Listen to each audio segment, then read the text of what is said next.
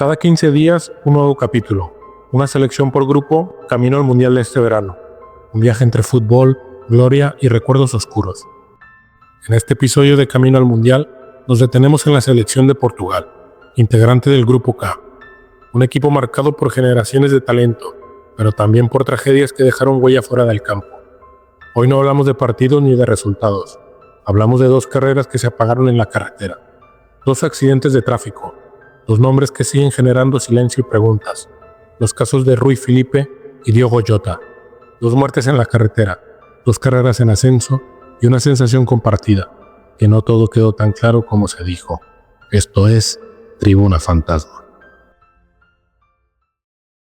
Antes de continuar con el video, suscríbete al canal de Tribuna Fantasma, porque una vez que conoces el lado oscuro del fútbol, ya no ves los partidos igual.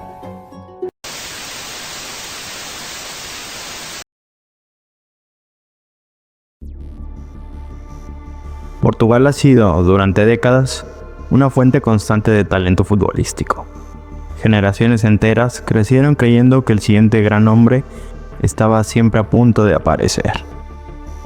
Desde los años de Eusebio, cuando Portugal descubrió que podía mirar de frente a las grandes potencias del fútbol mundial, hasta la llamada generación dorada de finales del siglo XX. Con futbolistas como Luis Figo o Rui Costa, el país fue construyendo una identidad basada en la técnica, la creatividad y la promesa de que el gran título acabaría llegando. Con el tiempo, esa esperanza encontró su máximo exponente en Cristiano Ronaldo, uno de los mejores futbolistas de todos los tiempos, líder de una época que devolvió a Portugal a la élite del fútbol internacional y que por fin le permitió levantar títulos importantes. Pero incluso en medio de todo ese crecimiento y de esa continuidad de talento, el fútbol portugués convivió con una sombra persistente, la de promesas que no llegaron a completarse. Jugadores que parecían destinados a marcar una época y que desaparecieron demasiado pronto, dejando tras de sí una pregunta incómoda. ¿Qué habrá sido de Portugal si esas carreras no se hubieran truncado? En ese punto aparecen dos nombres separados por generaciones, pero unidos por un mismo destino trágico.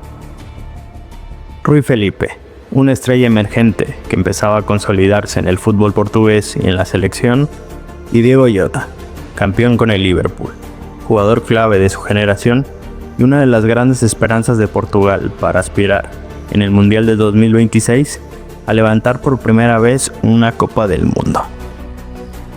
Ambos encarnaban el futuro, ambos ilusionaban, y ambos desaparecieron lejos del césped, dejando una pregunta abierta sobre hasta dónde habrían podido llegar. Algunas de esas historias se recuerdan como advertencia, otras simplemente se cuentan en voz baja. A principios de los años 90, Rui Filipe pertenecía a esa clase de futbolistas que aparecen sin hacer ruido, pero que empiezan a llamar la atención de todos casi al mismo tiempo. Joven, rápido, con desborde y personalidad, se había ganado un lugar en uno de los grandes del fútbol portugués, el Porto, y comenzaba a ser considerado una pieza con futuro dentro de la selección nacional. En un momento en el que Portugal buscaba todavía estabilidad y referentes, su perfil iba más allá del rendimiento inmediato, apuntaba a continuidad. Y de pronto, todo se detuvo de forma abrupta el 28 de agosto de 1994. Rui Filipe viajaba solo en su vehículo cuando sufrió un grave accidente de tráfico. El coche se salió de la carretera y en cuestión de segundos quedó envuelto en llamas. El futbolista murió en el acto, sin posibilidad de auxilio. La noticia sacudió al fútbol portugués con una violencia inesperada. Un jugador joven, en pleno ascenso, perdía la vida lejos del estadio, sin despedidas ni explicaciones deportivas. En un primer momento, las autoridades hablaron de un accidente fatal, un suceso trágico, repentino, difícil de asimilar. Sin embargo, con el paso de los días comenzaron a trascender detalles que alimentaron una sensación de inquietud. Informaciones posteriores señalaron la presencia de restos compatibles con material explosivo en el vehículo, un elemento que introdujo una duda imposible de ignorar y que nunca fue aclarada públicamente con total claridad. Desde ese punto, el caso entró en un terreno sin respuestas. Oficialmente, no se modificó la versión del accidente.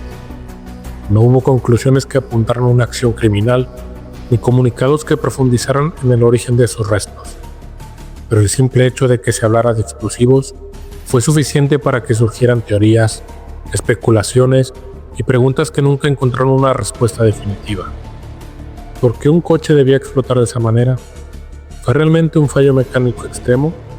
¿O hubo factores que jamás llegaron a hacerse públicos? Esas eran preguntas que no tuvieron respuesta. No hubo una investigación mediática prolongada ni un seguimiento constante del caso. Con el paso del tiempo, la historia de Ruiz Felipe quedó suspendida en un espacio incómodo, demasiado prometedor como para ser olvidado, demasiado joven como para haber dejado una huella definitiva. Décadas después, otra carretera volvería a cruzarse en el camino del fútbol portugués. Ya no se trataba de una promesa en formación, sino de un jugador consolidado, en plena madurez deportiva, que aparecía como una de las grandes esperanzas de Portugal para el futuro inmediato. Su nombre era Diogo Jota. La historia de Diogo Jota no fue la de un futbolista predestinado desde la infancia. Su camino hacia la élite fue atípico, construido lejos de los focos y marcado por una mentalidad constante. Durante sus primeros años compaginó el fútbol con la natación, pero la pasión siempre estuvo en el balón. No se formó en ninguna de las grandes academias del país, y hasta bien entrada la adolescencia, siguió pagando la cuota mensual en su club de barrio, el Gondomar, muy cerca de Oporto. El reconocimiento llegó tarde y de forma discreta. Fue el Paços de Ferreira quien apostó por él y le ofreció un entorno profesional. Allí comenzó a tomar forma de un jugador distinto, intenso, adaptable y con una lectura del juego que compensaba cualquier carencia inicial. Con solo 19 años, su nombre empezó a circular fuera de Portugal y los informes sobre su rendimiento comenzaron a llegar a clubes de primer nivel. Nada en su carrera fue inmediato. Hubo sesiones, cambios de rol y una exigencia constante. Pero Jota avanzó sin ruido hasta sentarse en la élite. Cuando se estableció en el Liverpool, lo hizo como un futbolista fiable y competitivo, capaz de responder en los escenarios más exigentes. Campeón e internacional habitual, Jota ya no era una promesa, sino una certeza dentro de la selección portuguesa. Por eso la noticia de su muerte en un accidente de tráfico golpeó de una forma especialmente dura, tanto por lo inesperado como por el momento exacto en que ocurrió, el 3 de julio del 2005, a un año del Mundial. El siniestro tuvo lugar en una carretera secundaria de la provincia de Zamora, en España, en un tramo señalado por su mal estado y por deficiencias estructurales que ya habían sido advertidas con anterioridad. Diogo Jota viajaba en coche por una razón concreta. Arrastraba un problema respiratorio y había recibido recomendación médica de no volar, una circunstancia que condicionó su desplazamiento. Se dirigía desde Zamora hacia Santander, donde tenía previsto tomar un ferry con destino a Portsmouth, en Inglaterra, como alternativa de viaje aéreo. Las explicaciones técnicas comenzaron a circular con rapidez. Se habló de un posible fallo del vehículo, del estado de la carretera y de la velocidad en la que circulaba, incluso de una combinación de todos esos factores. Pero ninguna de esas hipótesis logró cerrar del todo el caso ni disipar la sensación dominante, la de una carrera detenida en un instante completamente ajena al fútbol. En los días posteriores, Portugal entró en un duelo contenido. Compañeros, entrenadores y exfutbolistas coincidieron en una idea común.